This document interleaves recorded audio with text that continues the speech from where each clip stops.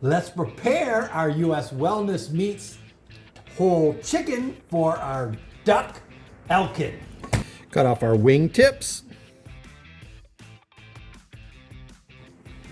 Start right down the back of the middle. Keeping it as close as you can to the bone, pulling the meat away from the bone.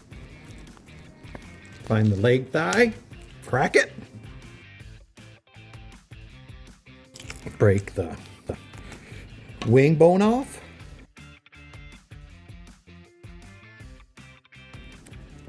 Now the other side.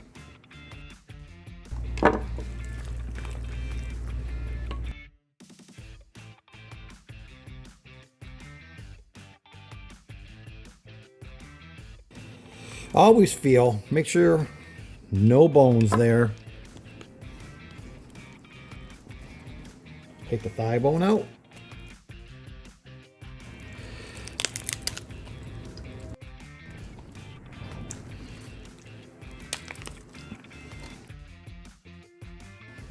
Spread it out some.